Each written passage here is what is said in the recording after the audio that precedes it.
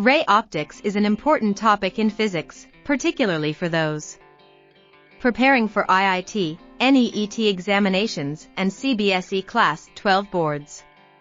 To help students master this topic, Ignited Minds has uploaded a series of videos on ray optics for Class 11 Maharashtra State Board syllabus, CBSE Class 12 Physics and IIT and NEET Physics. These videos cover various derivations and provide a deep knowledge explanation. As per physics, ray optics helps to study the reflection and refraction of light. The topic mainly covers the study of the behavior of light and how it travels in different mediums. In addition to this, it also holds importance in our daily life and technology. Keeping the importance of ray optics in mind, it has been included as a major topic in various competitive exams. The videos uploaded by Ignited Minds not only provide an in-depth understanding of the subject, but also explain the concepts in an easy-to-understand manner. Students who are preparing for IIT, NEET, and CBSE Class 12 boards can benefit greatly from these videos, and can cover the syllabus in detail, making the concepts stronger. Through this initiative, Ignited Minds aims to help students build a solid foundation in physics and excel in their examinations.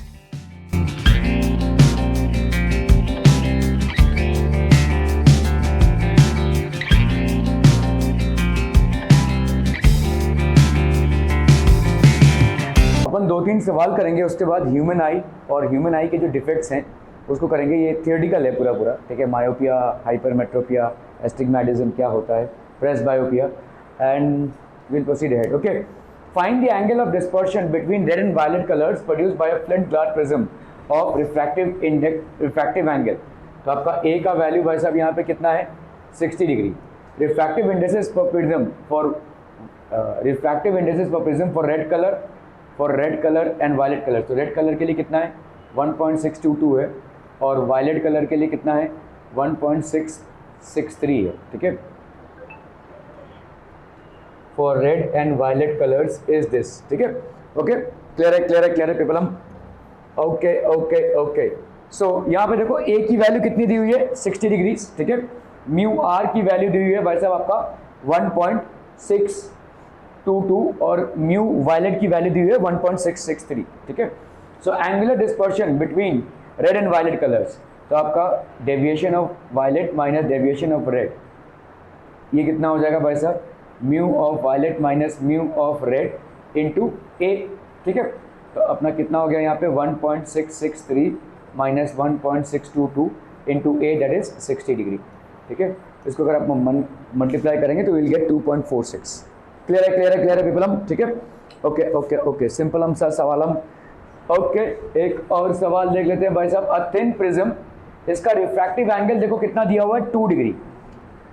इतना कम refractive angle में कौन सा formula आपका applicable होगा। देखो, जब refracting angle बहुत ही कम होता है, बहुत ही कम, तो हमारा डेविएशन का फॉर्मूला क्या हो जाता है, बोलो, म्यू माइनस 1 इंटू ए। ध्यान दो, यहाँ पे हम मिनिमम डेविएशन की बात नहीं कर रहे हैं, हम डेविएशन की बात कर रहे हैं। When refractive angle is too thin, this becomes the deviation.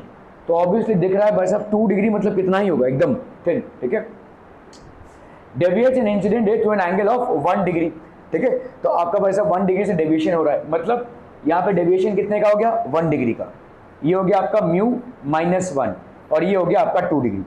ए की वैल्यू हो गई 2 डिग्री। ये बहुत थिन रिफ्रैक्टिव एंगल पे ही, मतलब अगर आपका जो प्रिज्म है वो काफी थिन है तो ही उस पर ही एप्लीकेबल होगा ये formula, delta is equal to mu minus 1 into a. और हमको दिख ही रहा है भाई साहब 2 डिग्री है, ठीक है। ओके, सो आपका भाई साहब यहाँ पे म्यू माइनस 1 कितना हो जाएगा, 1/2, दैट इज 0.5। तो म्यू की वैल्यू कितनी हो गई भाई साहब, 1.5, ठीक है। म्यू की वैल्यू हो गई भाई साहब 1.5। Are B clear to this one people हम, ठीक है। Show that the angle of minimum deviation produced by a thin prism is reduced to 1/4 with respect to air when it is immersed in water, given that this is equal to 3/2 and this is equal to 4/3. तो deviation produced by a thin prism कितना होता है भाई साहब, देखो यहाँ पे क्या दिया हुआ है, angle of minimum deviation produced by a thin prism is reduced to 1/4 with respect to air. यहाँ पे एंगल ऑफ मिनिमम डेविएशन है, ठीक है, produce by a thin prism. Thin prism है तो उसका मतलब डेविएशन कितना हो जाएगा बोलो, म्यू माइनस 1 इंटू ए। थिन प्रिज्म है, ठीक है, ये डेविएशन है, मिनिमम डेविएशन नहीं, ठीक है। When it is immersed in water, given that, तो आपका जैसे आप for prism placed in air, आपका भाई साहब डेविएशन कितना होगा बोलो, म्यू माइनस 1। अभी mu of g with respect to air होगा, mu of glass with respect to air होगा ये, इंटू ए, ठीक है। इसका वैल्यू कितना है बोलो, 3/2 माइनस 1 इंटू ए। ए की वैल्यू फिलहाल हमको नहीं मालूम, ठीक है, ये नहीं दिया हुआ है, तो आपका कितना हो जाएगा भाई साहब यहाँ पे 1/2 ए, ठीक है, क्लियर है। ये हो गया डेविएशन 1। और डेविएशन 2 भाई साहब कितना हो जाएगा, mu of g with respect to water minus 1 into ए, ठीक है। तो इसका मतलब क्या हो गया, ये this will be mu of g with respect to water, तो g mu with respect to आपका भाई साहब यहाँ पे हो जाएगा, अगर हम g with respect to water, जब इसको आपने इमर्स कर दिया वाटर में, तो mu of glass with respect to water है ये, ठीक है। Mu of glass respect to water मतलब कितना हो जाएगा बोलो, mu of water, mu of glass with respect to water, ये हो जाएगा भाई साहब आपका mu of glass with respect to air upon mu of glass sorry water with respect to air. देखो ऐसा ही होता है ना, अगर आपका समझ लो 3:2 है तो अपन क्या लिख सकते हैं यहाँ पे भाई साहब, 3:1 एंड 2:1 ऐसा लिख सकते हैं, ठीक है। So mu of glass with respect to water will become what, glass with respect to air and water with respect to air. तो आपका भाई साहब यहाँ पे हो जाएगा कितना, mu of glass with respect to air upon mu of water with respect to air minus 1 into ए, ठीक है। सो यहाँ पे आपका भाई साहब हो जाएगा 3/2, ठीक है, और ये हो जाएगा भाई साहब 4/3 माइनस 1 इंटू ए, ठीक है। सो this will be how much, 3/2 और ये भाई साहब आपका 3 ऊपर गया और 4 नीचे आ गया भाई साहब, ठीक है। So that will be how much, 9/8। So this will be 9/8 minus 1, 9/8 minus 1 into a, ये हो गया आपका कितना भाई साहब 1/8 इंटू ए, ठीक है, क्लियर है, ओके। सो आपका यहाँ पे ये हो गया आपका भाई साहब 1/8 इंटू ए। तो अगर हम यहाँ पे करते हैं भाई साहब Δ2 by Δ1, that will be how much 1/8, ठीक है। Δ2 की वैल्यू कितनी हो गई बोलो, 1/8 इंटू ए, और Δ1 की वैल्यू कितनी आई है भाई साहब, हाफ ऑफ ए। ये कैंसलम, ठीक है। ये हो गया भाई साहब 1/8 और ऊपर गया 2, तो ये हो गया भाई साहब कितना 4, ठीक है। तो Δ2 बाई Δ1, यहाँ पे देखो क्या दिया हुआ है आपको, यहाँ पे ये प्रोड्यूस करना है, show that the angle of minimum deviation produce by thin prism is reduce to 1/4 with respect to air. इसकी वैल्यू कितनी आई भाई साहब 1/4, तो आपका Δ2 का वैल्यू क्या हो गया 1/4 ऑफ Δ1, तो Δ1 जो था उसका 1/4 आ रहा है आपका Δ2 मिनिमम डेविएशन। क्या ये सवाल समझ में आ रहा है? देखो पहली बात तो आपका इस एंगल में थिन प्रिज्म है, तो थिन प्रिज्म के लिए हमेशा जो डेविएशन होगा वो म्यू माइनस 1 इंटू ए होगा, तो ये हो गया ए की वैल्यू। अभी जब हमने इसको भाई साहब रखा है एयर में, तो ये प्रिज्म क्या दिखाएगा भाई साहब, डेविएशन का ये फॉर्मूला हो जाएगा, ठीक है। Glass with respect to air, thin prism का यही होता है म्यू माइनस 1, तो यहाँ पे म्यू क्या होगा, mu of glass with respect to air minus 1, that will be 3/2 minus 1, that gives you how much, half of a. जब आपने इस प्रिज्म को रख दिया वाटर में, तो यहाँ पे क्या हो जाएगा भाई साहब, mu of glass with respect to water, और mu of glass with respect to water क्या होगा, mu of glass with respect to air upon mu of water with respect to air, ठीक है। तो यहाँ पे अगर इसको करते हैं तो हमारा वैल्यू कितना है भाई साहब 1/8 ए। तो अगर हम करते हैं यहाँ पे Δ2 बाई Δ1, तो ए और ए कैंसिल हो गया, 1/4 ऑफ S1 आ गया, ठीक है। Are we clear on this one people? हम ओके ओके ओके।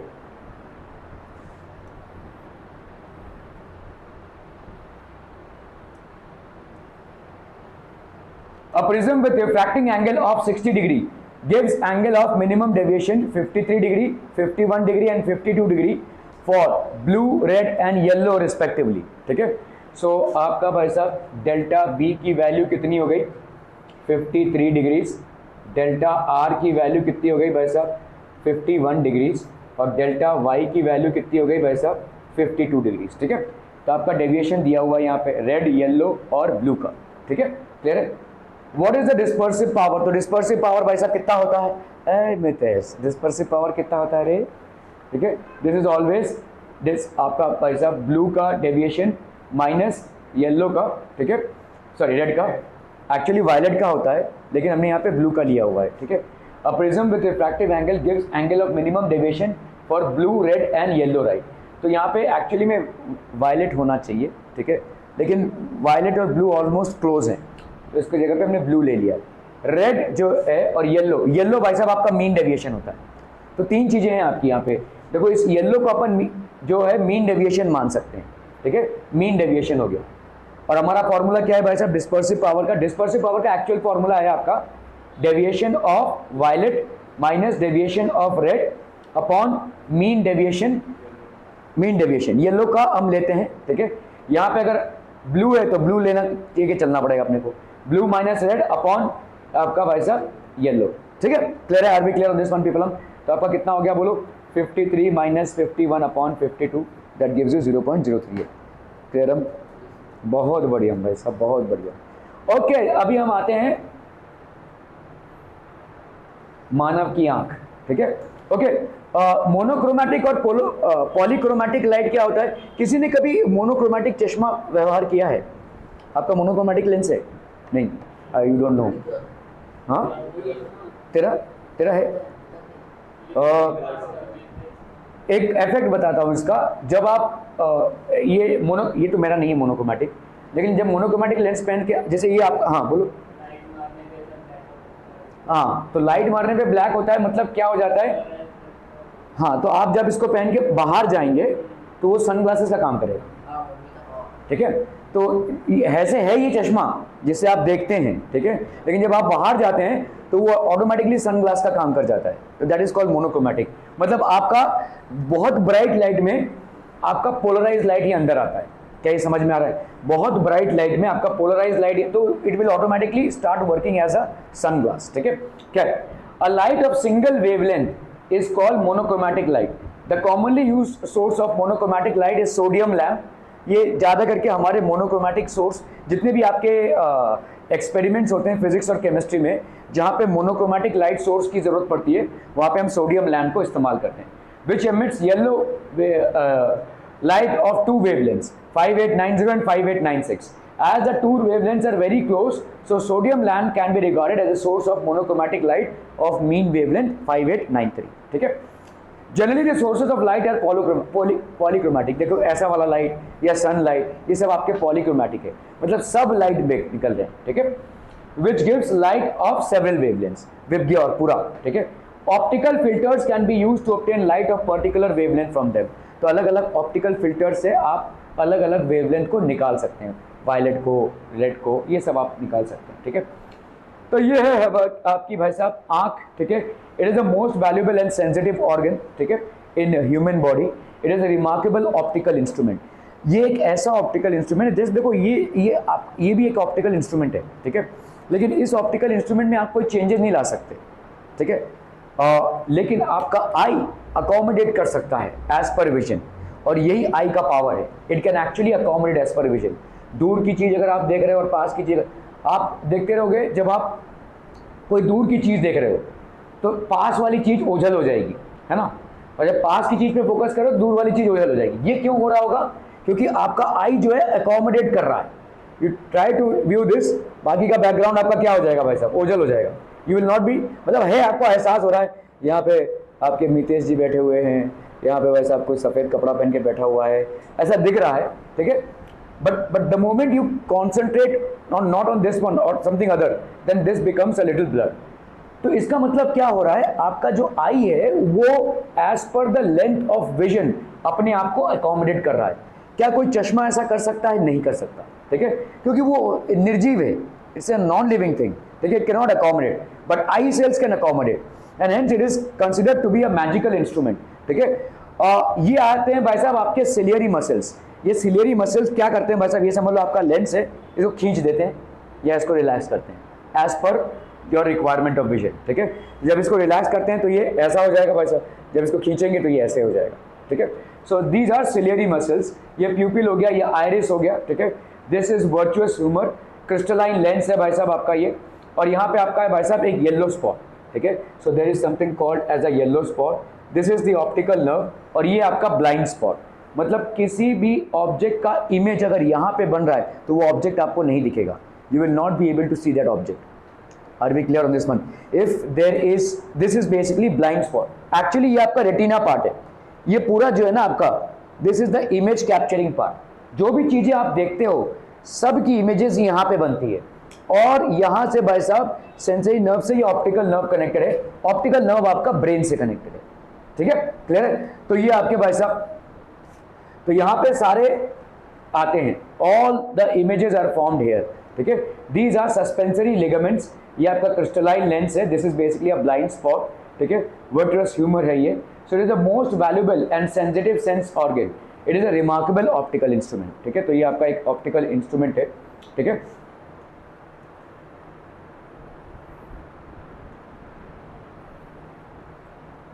तो आपका स्क्लेरोटिक हो गया, it has a tough and opaque white covering called sclerotic which protects the holes and holds the eyeball. तो आपका भाई साहब ये आईबॉल को वैसे पकड़ के रखता है। Cornea, it is a transparent membrane on the front portion of the eyeball with through which light enters the eye. तो आपके अंदर जो लाइट की एंट्री होती है कॉर्निया से होती है, cornea as the entry point, ठीक है। जैसे अगर मैं बोलूँगा इस कैमरे में जो लेंस ऊपर से यहाँ से लाइट एंट्री हो रही है, that is called the cornea part, ठीक है।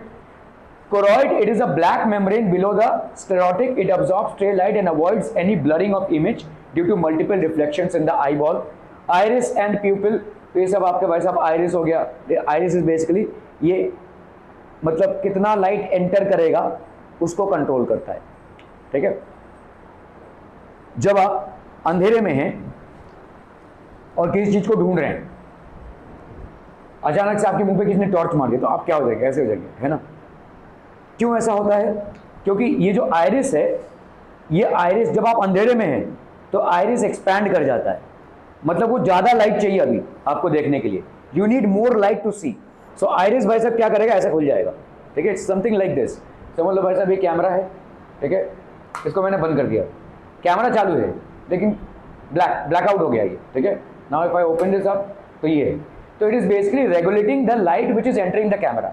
इसी तरह से आपका आयरिस होता है। देखो जब आप अंधेरे में किसी चीज़ को ढूंढ रहे हैं ना तो ये आयरिस भाई साहब खुल जाता है, और ताकि उसको जहाँ से भी लाइट मिले वो बटोरे, क्योंकि विजन चाहिए और विजन के लिए लाइट ज़रूरी है, ठीक है। इसीलिए जब अंधेरे में किसी ने मुंह पे आपके टॉर्च मार दिया तो आपका इतना ज़्यादा लाइट एंटर हो जाएगा कि उसको फटाक से बंद करना पड़ेगा, यू विल फील इरिटेटेड, क्योंकि आपका आई जो है तभी बल्जिंग आउट है और उस टाइम पे आपने मुंह पे टॉर्च मार दिया तो एक रिवर्स इफेक्ट क्रिएट करेगा। So iris will automatically close, ठीक है। So these are things basically iris and pupil. Iris is an opaque circular diaphragm having a small central hole, तो इसका भाई साहब एक सेंट्रल होल रहेगा called the pupil. Under the muscular action of the iris the size of the pupil becomes smaller and bright and larger in dim light. तो जैसे मैंने आपको बताया जब डिम लाइट होती है, डिम लाइट होती है मतलब आप अंधेरे में हैं तो ये आइरिस क्या हो जाएगा, ज़्यादा खुलेगा ताकि आपको और ज़्यादा अच्छे से दिखाई दे, ताकि ज़्यादा लाइट एंटर कर पाए। और जैसे ही आपका ब्राइट लाइट है तो ये अपने आप ही बंद हो जाएगा, ठीक है। इट विल बी बंद नहीं होगा लेकिन मिनिमम हो जाएगा, because the amount of light that enters your eye has to be controlled, otherwise eye lenses भाई साहब खराब हो जाएंगे, ठीक है।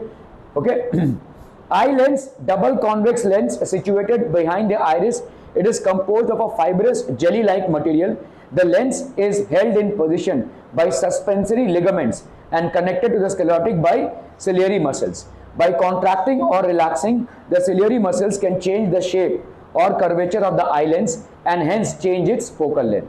तो ये भाई साहब change shape कर सकता है और focal length को भी. The ability of the eye lens to change its focal length is called accommodation. तो ये जो ability होती है accommodation बोलते हैं इसको, ठीक है। This is known as accommodation. The ability of the eye lens to change its focal length is called accommodation. इसको अपन accommodation बोलेंगे. This enables the eye lens to focus the images of objects at different distances on the retina of the eye. ठीक है, तो आपके अलग अलग जगहों पे ये retina of the eye पे ये focus कर सकता है, ठीक है। Retina, it is a delicate membrane of nerve fibers on the inner side of the back wall of the eye. तो ये आपका भाई साहब नर्व फाइबर्स यहाँ पे होते हैं, ठीक है। It contains light sensitive cells called rods and cones. तो ये आपके रॉड्स एंड कोन्स होते हैं, जो ये थोड़ा सा बायोलॉजी का पार्ट है, आपको याद नहीं करना है, लेकिन रॉड्स एंड कोन्स के लिए, ठीक है। कहाँ बहुत हंसी आ रही है तुमको? बायोलॉजी कौन? वो अच्छा, अरे वो तो ठीक है। तो रॉड्स एंड कोन्स, तो ये आपका रॉड्स एंड कोन्स होते हैं। रॉड्स एंड कोन्स बेसिकली क्या है? Rods are sensitive to intensity of light while cones are sensitive to colours. आपको जो कलर्स दिखते हैं, मतलब जो भी आपके आजू बाजू जो रंग बिरंगा दिख रहा है, ठीक है, वो आपके कोन्स के वजह से होते हैं। और rods basically they are sensitive to light, ये आपके लाइट के लिए सेंसिटिव होते हैं। किसी किसी एनिमल्स में ये कोन्स काम नहीं करता है, जिसके वजह से उनका जो विजन रहता है वो ब्लैक एंड व्हाइट विजन होता है, ठीक है, ये ऐसा ही होता है, okay. And sensitive to colour, तो मतलब उनके ये सेल्स एक्टिव नहीं होते हैं, जिसकी वजह से उनका ब्लैक एंड व्हाइट विजन होता है, ठीक है। कुछ स्नेक्स में ऐसा होता है black and white vision. The cells change the light energy into electrical signals which send messages to the brain via the optic nerves. अभी किसी किसी का भाई साहब रॉड, जैसे समझो rods are sensitive to intensity of light, मतलब जैसे अगर आप आउल देखोगे, आउल वो दिन के टाइम पे नहीं देख पाएगा, रात के टाइम पे देख पाएगा, ठीक है, क्योंकि उसके रॉड्स की सेंसिटिवनेस कम है, ठीक है, जिसके वजह से वो दिन के टाइम पे नहीं देख पाएगा लेकिन रात के टाइम पे देख पाएगा। ऐसे बहुत सारे एनिमल्स होते हैं। सो जाएगा अभी तू। Blind spot and yellow spot in the region where the optic nerve ends the I ball. तो आपका भाई साहब यहाँ पे देखो, ये ऑप्टिक नर्व है और ये आई बॉल है, ठीक है। So in the region where there are no rods and cones, this region is totally insensitive to light and is called the blind spot, ठीक है। यहाँ पे कोई भी rods and cones नहीं होते हैं और इसीलिए पूरा पूरा भाई साहब ब्लाइंड स्पॉट होता है। मतलब समझ लो किसी चीज को तुम देख रहे हो और ये कोई चीज है जिसका इमेज इस ब्लाइंड स्पॉट पे बन रहा है भाई साहब, अगर इस ब्लाइंड स्पॉट पे बन रहा है इसका इमेज, तो मतलब तुम उसको नहीं देख पाओगे। नहीं, जरूरी नहीं है कि तुम्हारे पास हो, जरूरी ये है कि उसका इमेज तुम्हारे ब्लाइंड स्पॉट पे बने, ठीक है। ये एक्सपेरिमेंट कर रहा है, ये नहीं देखा। जरूरी नहीं है कि वो तुम्हारे पास हो, ये जरूरी नहीं है कि तुम्हारे दूर हो। ऐसे यहाँ पे बहुत सारी चीजें होंगी जिनको आप देख नहीं पाएंगे, ठीक है। ओके, तो ये हो गया भाई साहब आपका structure of human I. Okay okay okay. Aqueous humour and vitreous humour. Aqueous humour is a salty fluid, ठीक है, that फिल्स the space between the cornea and the eye lens. Vitreous humour is jelly like fluid, इसका जो refractive index इतना है, that फिल्स the space between the retina and the eye lens. तो ये दोनों भी आपके लिक्विड फ्लूइड्स हैं जो स्पेस को फिलअप करते हैं। Action of the eye, the transparent structures like cornea, aqueous humour, eye lens and vitreous humours together constitute a single converging lens. तो आपका आई कैसे बिहेव करता है? As a converging lens. Converging lens मतलब convex lens, ठीक है, it behaves as a convex lens, ठीक है। They suffer refractions on passing successively through these structures and get converged. A real and inverted image is formed on the retina. आप हमेशा चीजों को उल्टा ही देखते हैं, समझ में आ रहा है? ठीक है, हाँ, ब्रेन सीधा करता है, करेक्ट। तो ब्रेन सीधा करता है, क्लियर है। तो अगर आप कभी उल्टा देख रहे होंगे, अगर शीर्षासन कर रहे होंगे या बाबा रामदेव का कोई शीर्षासन कर रहे होंगे, तो एक्चुअली आप सही देख रहे हैं, ठीक है, तभी आप सही देख रहे हैं चीजों को, क्लियर है। तो ये आपका एक, आप हमेशा हर ऑब्जेक्ट का इन्वर्टेड इमेज ही देखते हैं, ठीक है। It's your brain which corrects it, ठीक है। So real and inverted image is formed on the retina. आपने देखा है, हमने कॉन्वेक्स लेंस जब यूज किया है तो रियल इमेजेस ज्यादा करके आपके क्या होते हैं? इन्वर्टेड होते हैं। तो आपका आई भी ऐसे ही बिहेव करता है, it gets you an inverted image of the object that you are trying to see, and this inverted image is decoded by the brain in the straight format, ठीक है। तो स्ट्रेट फॉर्मेट में वो decode होता है, clear है, okay. So the light sensitive cells of retina get activated and generate electrical signals that are sent to the brain through the optic nerves. तो optic nerve से भाई साहब ये जाता है, our brain translates the inverted image into an erect image, ठीक है। इसलिए हंसी आ रही है भाई साहब, आप बोल दीजिए भाई साहब। हाँ बोलो, बोल बोल।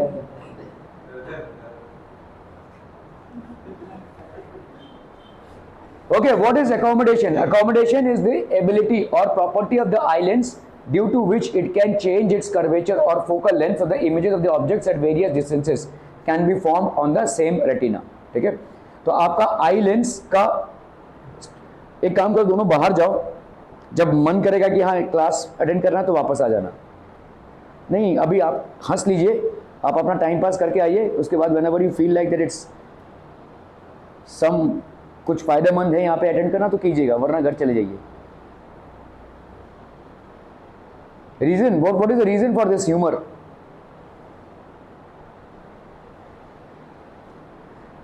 What is accommodation? It is the ability or property of the eye lens due to which it can change its curvature.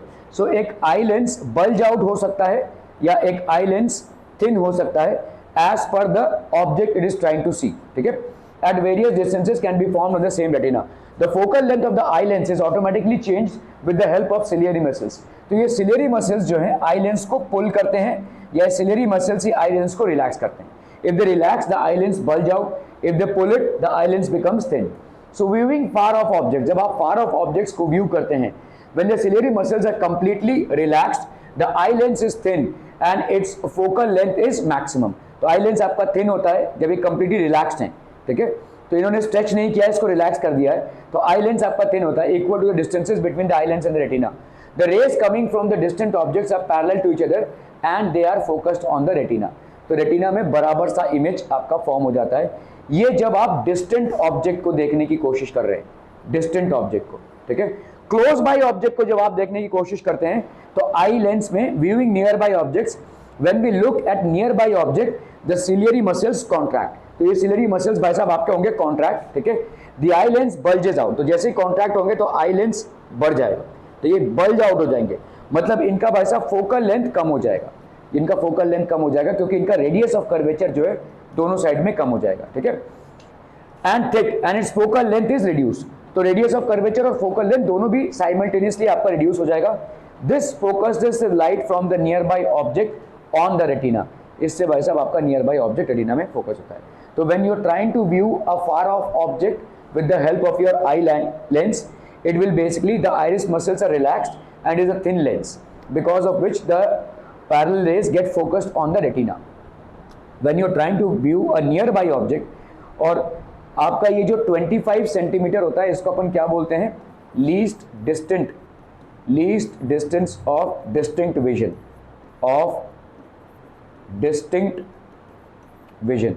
ठीक है? ये आपका लीस्ट डिस्टेंस है, मतलब आप किसी चीज को पास ला रहे, इसको क्लैरिटी के साथ देख पा रहे हैं।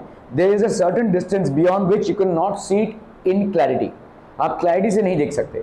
तो ये जो लीस्ट डिस्टेंस होता है जहां तक किसी ऑब्जेक्ट को आप क्लियरली देख पाते हैं, ठीक है, उसको अपन बोलते हैं क्या? Least distance of distinct vision. और जनरली नॉर्मल आई के लिए ये होता है 25 सेंटीमीटर, ठीक है? For a normal eye it is 25 centimetre, wherein you can see an object place clearly in front of you.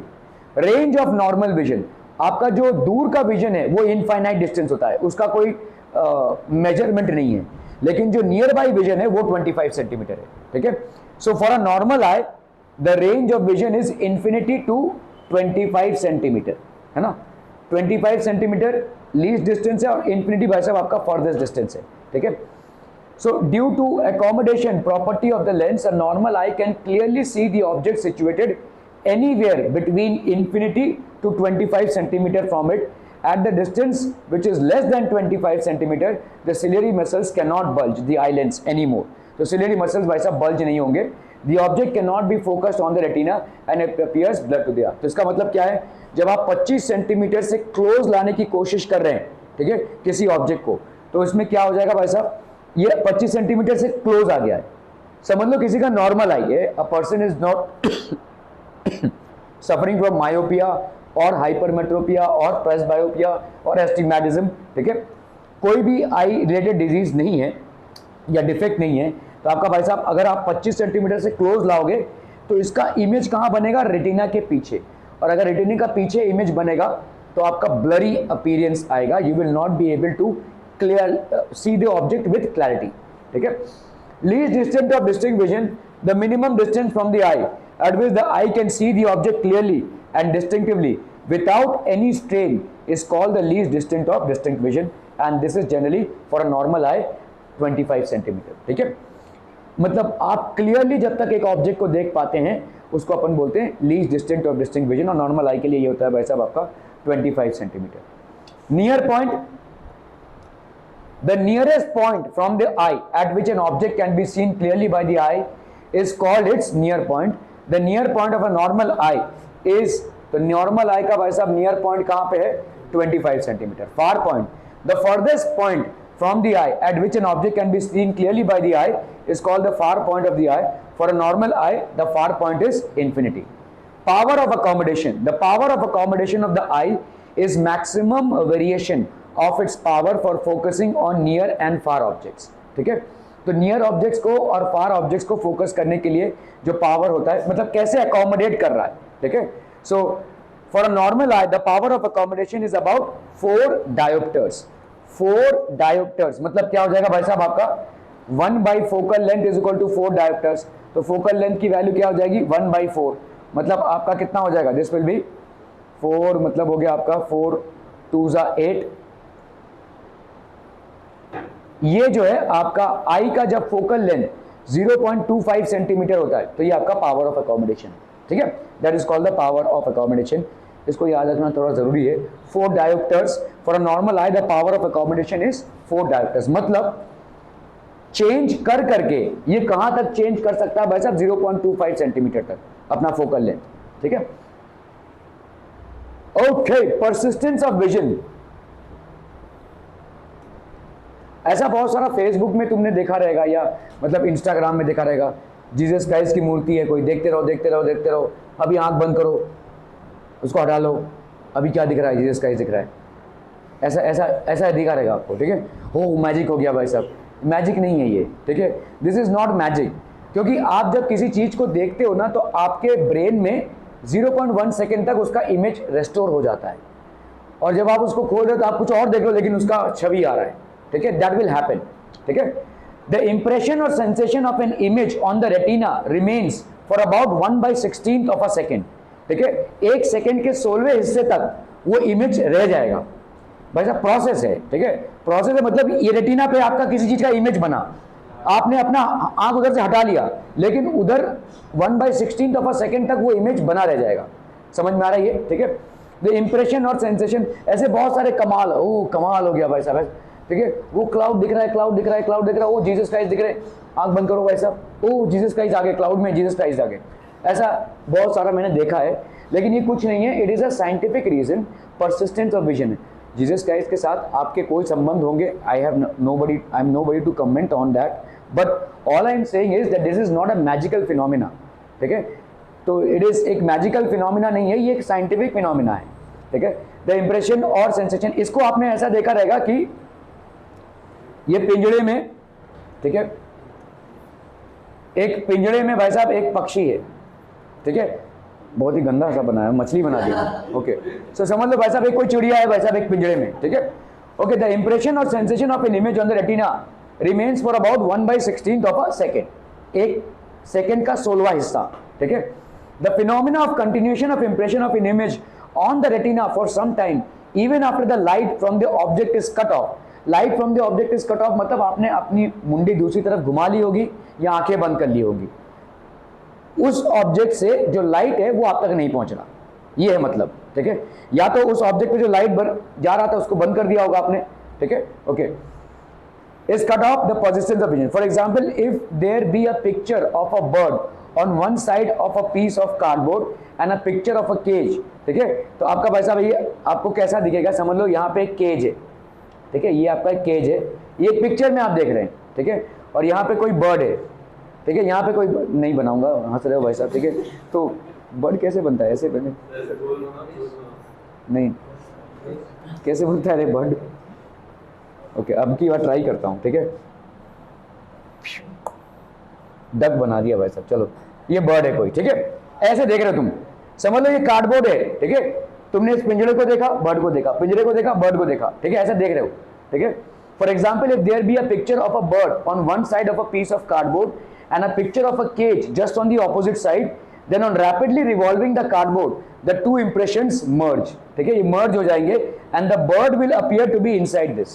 ठीक है, आपको लगेगा कि बर्ड भाई साहब अंदर चला गया, ऐसा प्रतीत होगा. ठीक है, क्योंकि आपके persistence of image ऐसे इसके अंदर दिखेगा आपको, ठीक है। सो दिस विल हैपन, ठीक है। ये आपके जो रेटिना है उसमें 1/16 ऑफ अ सेकेंड तक, देखो अभी तुम इस केज को देख रहे हो, है ना, तो केज का इंप्रेशन बन गया तुम्हारे रेटिना में। अभी तुम इस बर्ड को देख रहे हो, केज का इंप्रेशन अभी गया नहीं है, तो बर्ड का इमेज कहां बनेगा, केज के अंदर। 1/16 of a second, 1/16 of a second तक केज कैप्चर है ना तुम्हारे रेटिना में। अभी तुम बर्ड को देख रहे हो फटाक से, तो तुम्हारा बर्ड किधर दिखेगा, केज के अंदर, है ना। सो this is a persistence of vision. ये एक हेलुसिनेशन टाइप है, लेकिन ये इसलिए होता है क्योंकि रेटिना में लगभग 1/16 ऑफ अ सेकेंड तक कोई भी जिस चीज को आप देख रहे हो उसका इमेज बना रह जाता है। Are we clear on this one people, ठीक है। Due to persistence of vision. Rods and cones भाई साहब क्या होते हैं, they are rod shape light sensitive cells of retina. ये लाइट से सेंसिटिव होते हैं, मतलब इंटेंसिटी ऑफ लाइट पे, ठीक है। Which are responsible for twilight black and white vision, ठीक है। रॉड से आपको कलर विजन नहीं मिलेगा, रॉड से आपको इंटेंसिटी ऑफ लाइट का विजन मिलेगा। समझ में आ रहा है, रॉड से कलर का कोई लेना देना नहीं है। हमारे जो रॉड सेल्स होते हैं, ठीक है, they have nothing to do with the colour of the light, they just are concerned with the intensity of light. The cells are very sensitive to intensity of incident light, that is the degree of brightness and darkness. The rods cannot distinguish between various colors.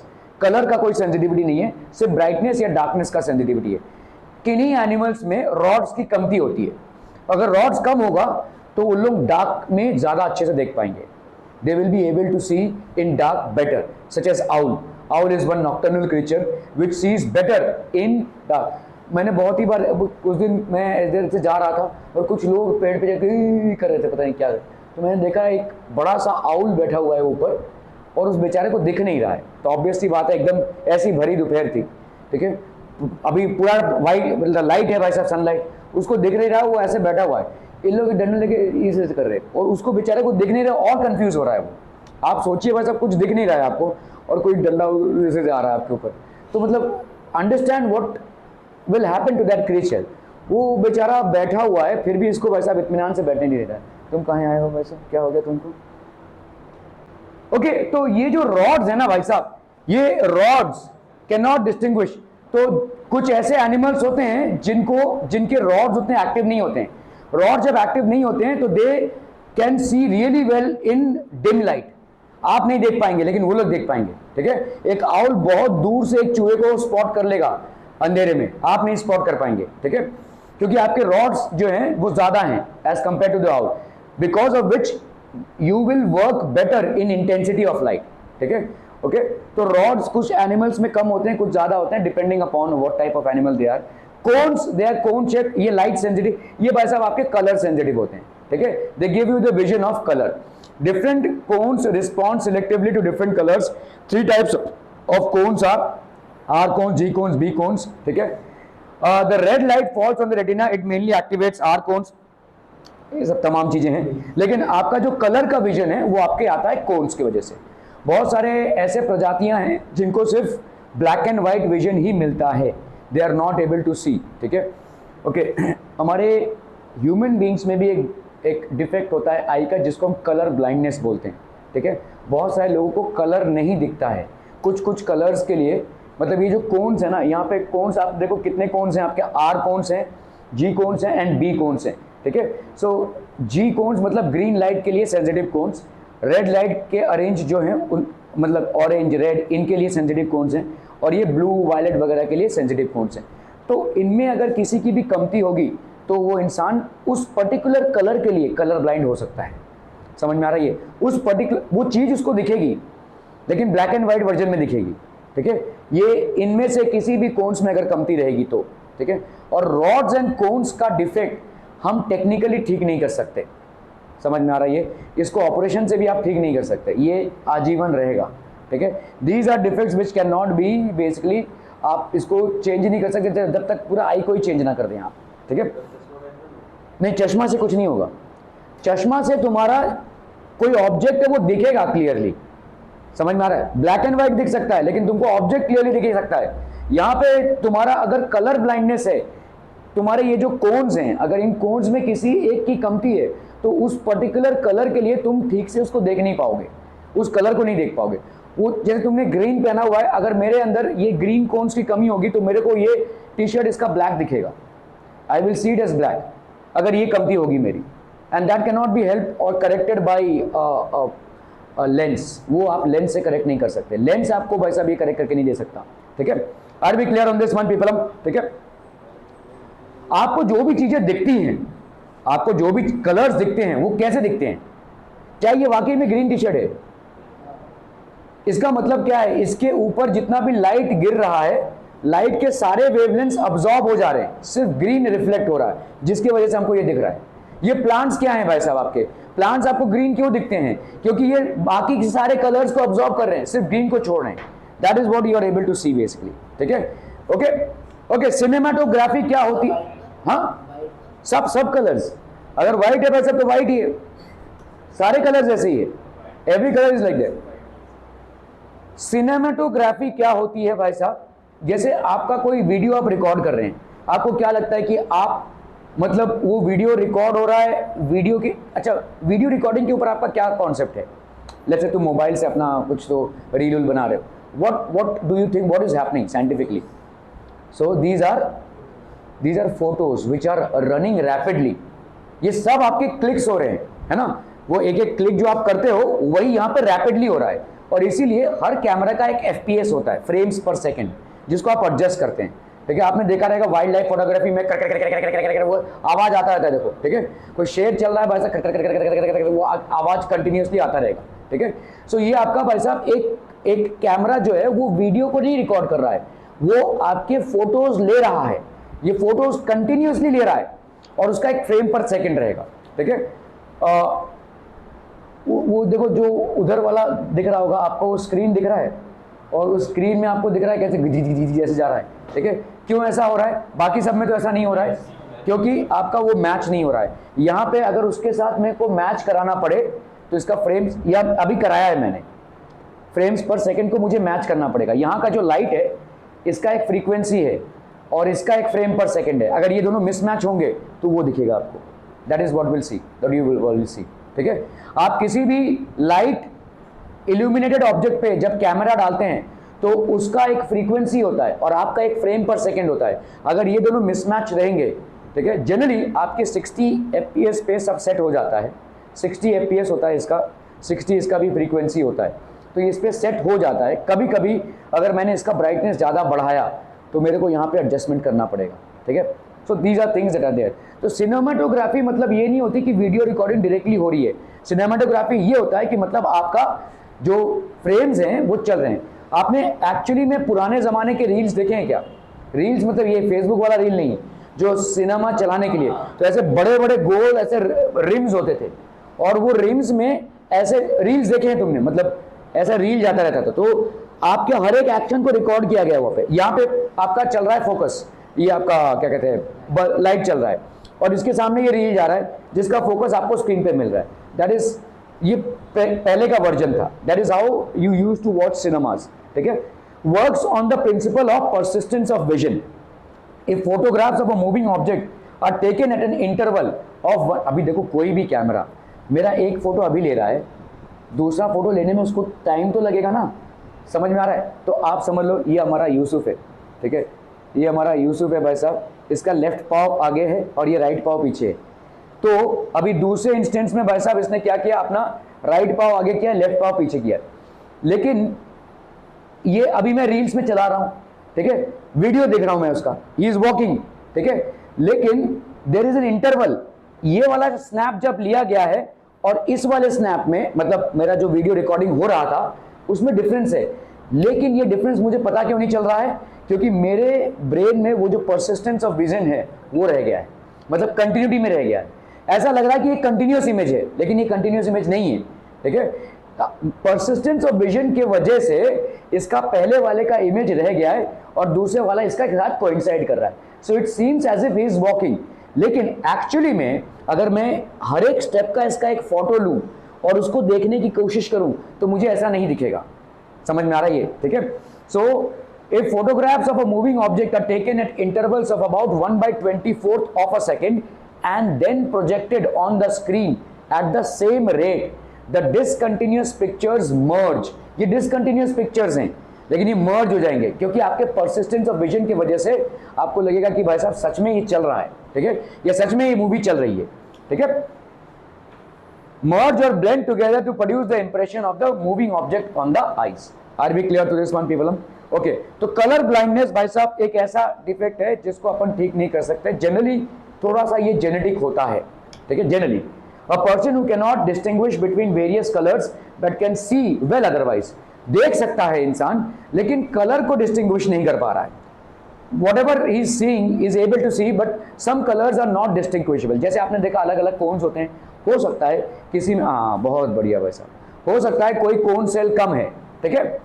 So a person who cannot distinguish between various colors but can see well otherwise is said to be color blind. Color blindness is due to the lack of either one type or two types or three types of cones. हमने देखा कितने type के cons हैं आपके, 3 types of cons हैं. तो हो सकता है भाई साहब इनमें से कोई एक कोन का लेस है या 2 कोन्स लेस हैं या तीनों कोन्स भी लेस हैं, ठीक है. This defect occurs by inheritance. ज्यादा करके लिए ये आपका हेरिडिटरी होता है. जैसे मैंने आपको बताया ये हेरिडिटरी होता है. आपके आंखों का कलर भी हेरिडिटरी होता है, आपकी आंखों का शेप भी हेरिडिटरी होता है. मतलब आपकी आंखें जो है आपके पेरेंट्स से ज्यादा मैच करेंगी, ठीक है. Okay, this is colour blindness is a genetic disorder which can not be cured even today. आज की तारीख तक आप इसको क्योर नहीं कर सकते. लोग कोई भी लेंस लगा के किसी भी ऑपरेशन से कैसा भी करके आप इसको क्योर नहीं कर सकते, क्योंकि रॉड्स और कोन्स ऐसी चीजें हैं जिनको आप रिप्लेस नहीं कर सकते. हाँ, पूरा का पूरा आंख ही आपने रिप्लेस कर दिया तो अलग बात होगी, but you can not replace rods and cones. तो ये अनक्यूरेबल है. अगर किसी को ये डिफेक्ट है तो रहेगा, आजीवन रहेगा.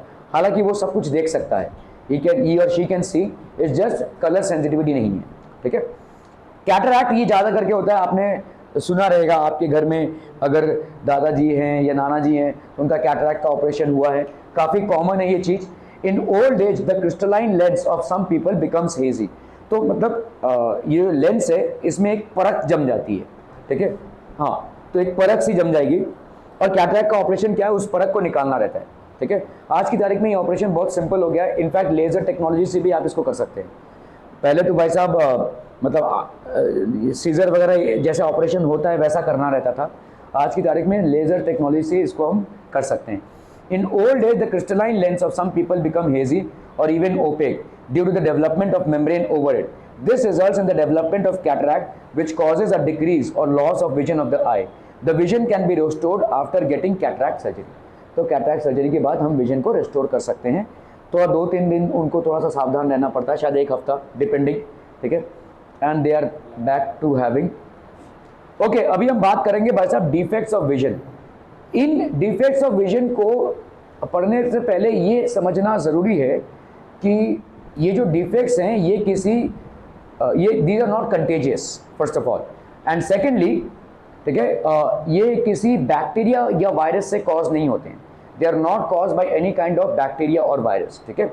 अ normal eye can see objects clearly at any distance between 25 centimetre and infinity. कोई भी normal eye. Sometimes a human eye gradually loses its power of accommodation. तो धीरे धीरे इसका पावर ऑफ अकोमोडेशन जाता रहता है, ठीक है. Then we can not see objects clearly. Our vision becomes defective. There are 4 main common defects of vision which can be corrected by the use of suitable eye glasses. These are, तो ऐसे याद रखो भाई साहब, near sightedness को अपन क्या बोल सकते हैं, शॉर्ट साइटेडनेस, ठीक है. शॉर्ट मतलब छोटा, मायोपिया, ऐसे याद रखो, ठीक है. फार साइटेडनेस को अपन क्या बोल सकते हैं, लॉन्ग साइटेडनेस, ठीक है. हाइपरमेट्रोपिया, ये बड़ा वर्ड है भाई साहब. तो हाइपरमेट्रोपिया, लॉन्ग साइटेडनेस, और शॉर्ट साइटेडनेस को मायोपिया. शॉर्ट साइटेडनेस मतलब नज़दीक की चीज़ें आपको क्लियरली दिख रही हैं, दूर की चीज़ें आपको क्लियरली नहीं दिख रही हैं. और लॉन्ग साइटेडनेस मतलब दूर की चीज़ें आपको क्लियरली दिख रही हैं लेकिन नज़दीक की चीज़ें आपको क्लियरली नहीं दिख रही हैं. सिंपल, ठीक है. प्रेस बायोपिया ये ज़्यादा करके एज के साथ होता है. एस्टिग्मेटिज्म, ये जितने भी आपके आई डिफेक्ट्स हैं they are not due to any kind of bacterial और फंगल और एनी काइंड ऑफ इन्फेक्शन, ठीक है, वायरल इन्फेक्शन. ये सारे के सारे आपके मतलब हेरिडिटरी हैं या मतलब हमको पहले से ही मिले हुए हैं, ठीक है. That is there. Okay, myopia और शॉर्ट साइटेडनेस. मायोपिया या जिसको दूरदर्शिता नहीं है, ठीक है. Okay, it is a vision which a person can not see nearby objects clearly, ठीक है, बियॉन्ड अ सर्टेन पॉइंट, ठीक है. आपका भाई साहब देखो, आपका नियर बाई ऑब्जेक्ट्स वो देख पा रहा है but can not see the distant objects. आप कहां तक देख सकते हैं? इंफिनिटी तक। तो अगर आपकी डिस्टेंस कैपेसिटी इंफिनिटी से लेस हो जाती है तो आपको मायोपिया है। समझ में आ रहा है ये? ठीक है। अदरवाइज जो नियर बाई ऑब्जेक्ट्स को देखने की क्षमता है उसमें कोई चेंज नहीं है, there is no change to it. ठीक है, ओके।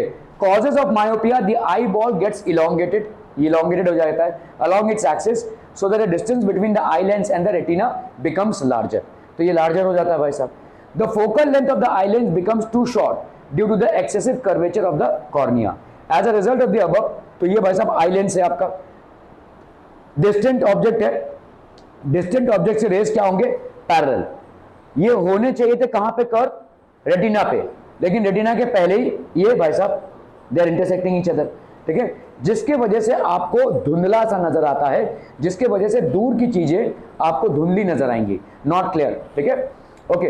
तो अभी अगर आप फार पॉइंट, तो इसका मतलब इस लेंस का एक फार पॉइंट होगा खुद का which is lesser than infinity. इस फार पॉइंट पे अगर आप किसी ऑब्जेक्ट को रखेंगे तो रेटिना पे बराबर इमेज फॉर्म होगा इस मायोपिक आई का। क्या ये मानना समझ में आ रहा है? ये दोनों भी मायोपिक आई हैं, एक ही मायोपिक आई है। पहले हमने रेज लिया है from a distant object which is not converging on the retina, which means that you are not able to get a clear image of the object on the retina.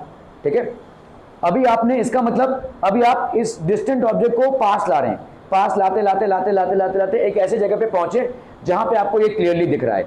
ये आपको कैसे ही clearly दिखेगा? क्योंकि भाई साहब यहां से आपका रेटिना पे इमेज फॉर्म होगा, there will be an image that will be form on the retina. ठीक है, तो ये हो गया आपका far point, this is basically the far point of the object. Are we clear on this one people? ये आपका हो गया। तो अभी आपने क्या किया भाई साहब? कॉनकेव लेंस रख दिया। अगर आपने कॉनकेव लेंस रख दिया तो कॉनकेव लेंस से क्या होगा? देखो यहां पे हो क्या रहा है, इस चीज को समझो। ये आपका लेंस है, ऐसे आ रहा है भाई साहब, ठीक है, तो ऐसे आ रहा है और यहां पे कन्वर्ज हो जा रहा है। अगर मैं ये रेस को इसके कोने तक पहुंच, ऐसा है, समझो समझो समझो, ये आपका रे ऑफ लाइट है। ठीक है, ये आपका समझ लो रे ऑफ लाइट है भाई साहब, parallel raise of light from a distant object. ठीक है, और ये एक ऐसे लेंस पे गिर रहा है, एक ऐसे लेंस पे गिर रहा है भाई साहब। सो लेट्स से ये लेंस पे गिर रहा है, ठीक है, और ये है इसका रेटिना भाई साहब। ठीक है, ये रेटिना है इसका। तो अगर ये रेटिना है, देवजीत कहां मुस्कुरा रहा है रे? तो ऐसा कन्वर्ज हो रहा है, देखो। ठीक है, this is how it is converging. मतलब आपका converging point is much ahead of retina because of which you are able to see a blur image. अभी हमारे पास भाई साहब क्या उपाय बचता है? इसका मतलब अगर मैं कैसा भी करके रेस को, ये वाले रेस को ऐसे पहुंचाऊं यहां तक, तो जाके यहां पे कन्वर्ज होंगे। क्या ये समझ में आ रहा है? ये जो रेज आ रहे हैं भाई साहब, ये जो रेज आ रहे हैं, इनका ये एक्सट्रीम पॉइंट है, इसीलिए यहां पे कन्वर्ज कर रहे हैं।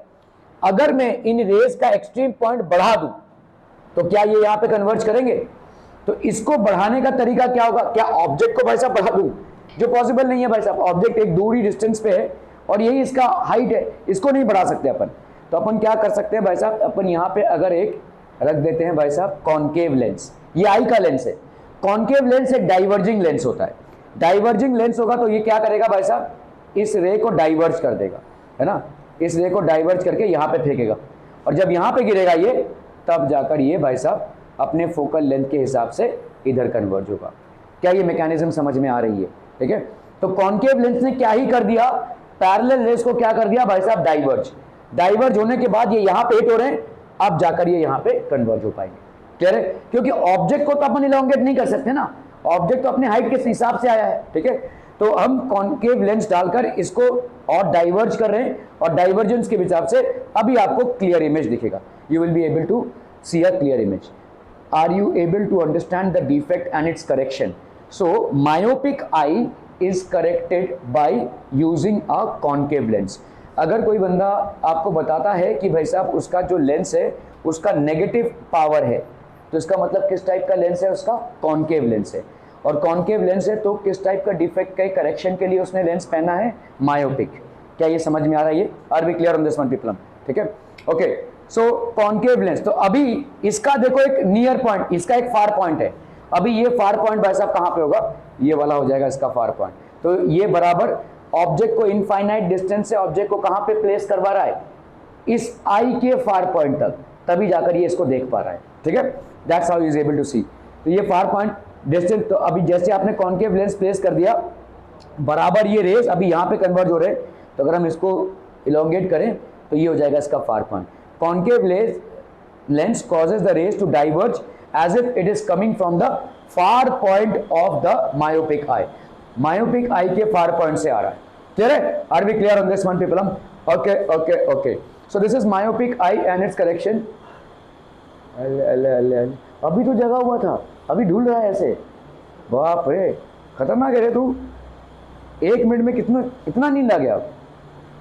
Okay, a myopic eye is corrected by using a concave lens of focal length equal to the distance of the far point from the eye. तो पहले आप अगर किसी मतलब आप अगर चश्मा बनाने जाते हैं तो दुकान पे जब जाते हैं तो वो आपको दिख रहा है ऐसे करते कि नहीं, ठीक है, आई लेंस, तो वो क्या करने की कोशिश कर रहा है, वो आपके फार पॉइंट को लोकेट करने की कोशिश कर रहा है, ठीक है। तो फार पॉइंट को एक बार लोकेट कर दिया तो वही फोकस का वो भाई साहब क्या बनाएगा आपके लिए, कॉन्केव लेंस बनाएगा, ठीक है। In case a person is suffering from myopia, ठीक है, सफरिंग बोलना गलत होगा because it's not a disease, it's just a lens correction. आपका आइरिस मसल जो है तो अपने लेंस को प्रॉपर्ली स्ट्रेच नहीं कर रहा है जिसकी वजह से ये होता है, ठीक है। It's not a disease, it's just a lens correction.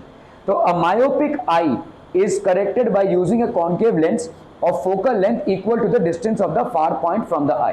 तो जितना आपका फार पॉइंट होगा उसके हिसाब से वो एक लेंस बना देगा। This lens diverges the parallel length from the distant object as if they are coming from the far point. Finally, the eye lens forms a clear image at the retina. तो आपको एक clear image मिल जाएगा। Clearum peopleum? बहुत बढ़िया। Calculation of focal length and the power. तो myopic eye के लिए देखो ऑब्जेक्ट कहाँ पे है, इनफाइनाइट डिस्टेंस पे, मतलब माइनस इंफिनिटी। क्लियर है? इमेज कहाँ पे बनना चाहिए, ऑब्जेक्ट के आई के फार पॉइंट पे, है ना, तभी वो देख पाएगा। तो आपको फोकल लेंथ क्या चाहिए, that is what it is, right. Calculation of focal length and power of converging lens in myopia. आप एक कॉन्केव लेंस बना रहे हैं भाई साहब, ठीक है। Let x be the distance of the actual far point from the eye, ठीक है, and hence from the concave lens place to the eye the rays coming from infinity after refraction through concave lens appear to be coming from the far point.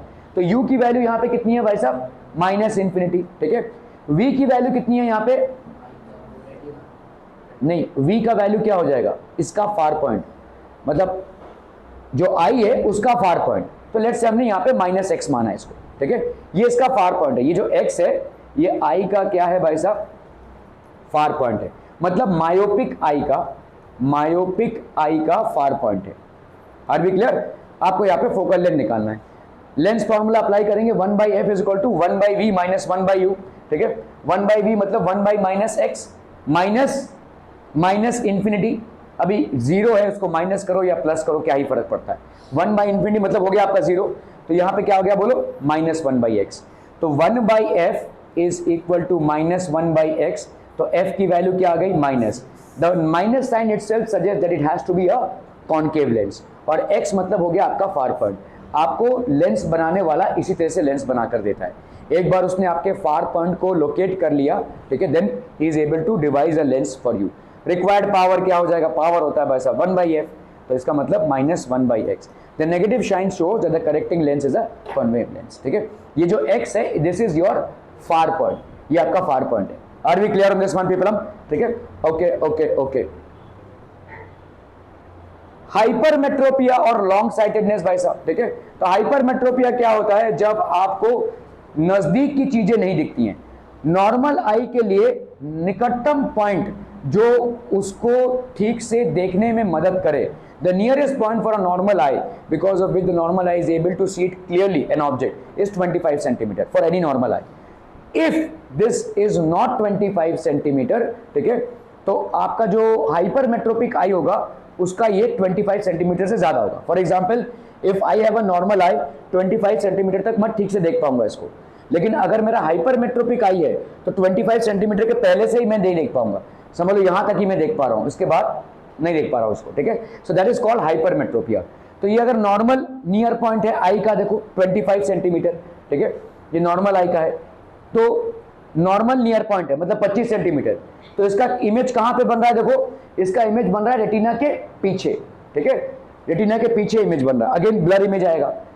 More than 25, अगर ये आपका near point है, मतलब किसी hypermetropic आई का near point more than 25 centimetre होगा। अगर उस जगह पे हम रखते हैं तो बराबर दिख रहा है भाई साहब। तो इसका करेक्शन क्या है, इसका करेक्शन है बाय यूजिंग अ कॉन्वेक्स लेंस।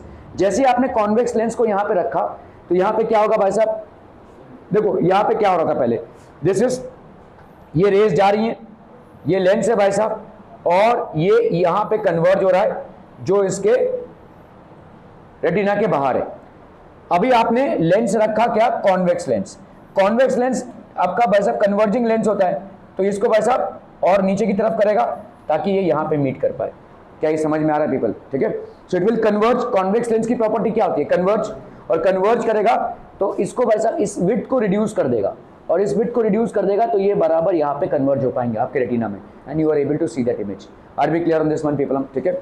ओके, सो आपका this lens converges the rays such that the rays coming from the normal eye near point n appear to come after refraction from near point n dash of the defected eye. That is the virtual image of the object placed at n is formed at n dash. Then the eye lens forms a clear image on the retina. तो इसका भाई साहब clear image form होगा retina पे। Clear है, are we clear on this one people? Okay okay okay.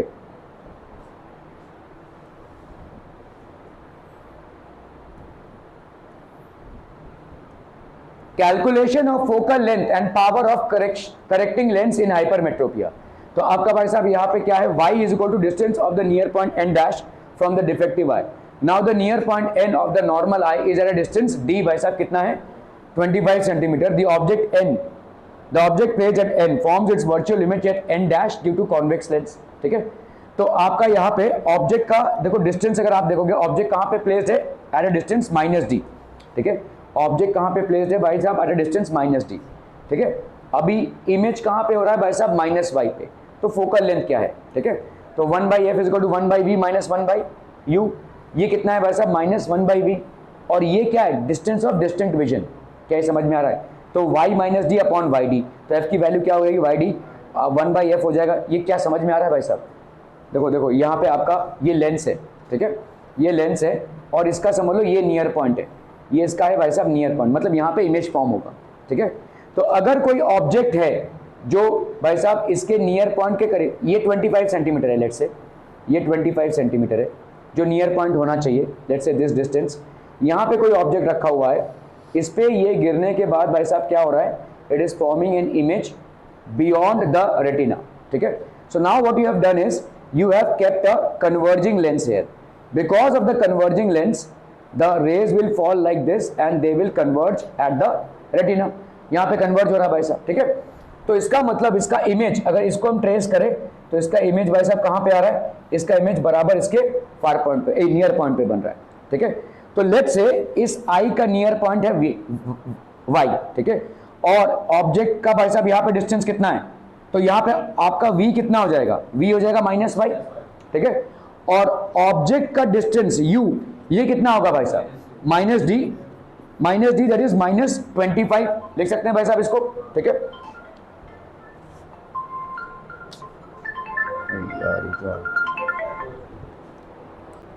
ठीक है, तो आपका भाई साहब u का वैल्यू कितना हो गया, ये हो गया नियर पॉइंट विच इज -25। समझ में आ रहा है? आपने ऑब्जेक्ट को कहां पे रखा है, नॉर्मल आई के नियर पॉइंट पे, दैट इज -25 पे, ठीक है। और ऑब्जेक्ट का इमेज कहां पे बन रहा है, इस पर्सन के नियर पॉइंट पे, that is at a distance y, ठीक है। तो आपका भाई साहब किस टाइप का फोकल लेंथ यूज करना पड़ेगा, 1/f is equal to 1/v minus 1/u, that will be भाई साहब यहाँ पे हो गया 1/v, that is -1/y minus 1/d, so that will be how much, -1/y plus 1/d। तो कहा हो जाएगा ये, ठीक है, दिस विल बी dy, और इधर कितना हो जाएगा बोलो, -d प्लस y, है कि नहीं, ठीक है।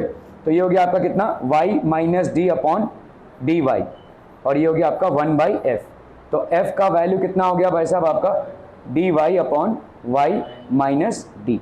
क्लियर हम पीपल हम, ठीक है। ये हो जाएगा भाई साहब आपका फोकल लेंथ, क्लियर। ये d की वैल्यू 25 सेंटीमीटर होगी, यहाँ पे माइनस मत ठूस देना, ठीक है। कैलकुलेशन में ऑलरेडी आपने d को माइनस लिया हुआ है, तो आप सीधा सीधा यहाँ पे 25 इंटू y माइनस 25, ये हो जाएगा आपका फोकल लेंथ, ठीक है। और अगर आप देखोगे ये फोकल लेंथ आपका पॉजिटिव आएगा, ठीक है।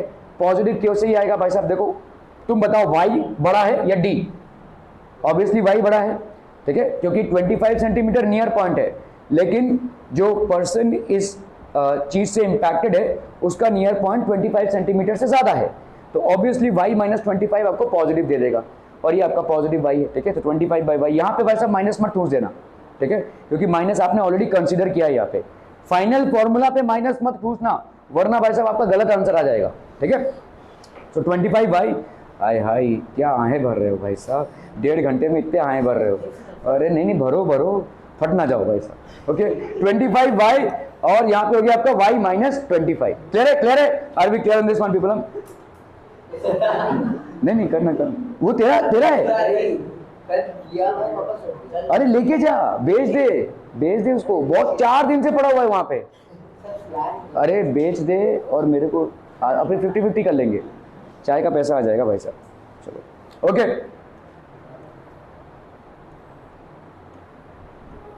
वो लावारिस पड़ा हुआ है भाई साहब 4 दिन से, वैसा ही पता नहीं किसका, okay. Cause of astigmatism, this defect occurs when the cornea is not perfectly spherical in shape, तो आपका कॉर्निया जो है स्फेरिकल इन शेप नहीं है, when the cornea is not, it may have a large curvature in the vertical plane than in the horizontal plane, ऐसा भाई साहब है, ठीक है।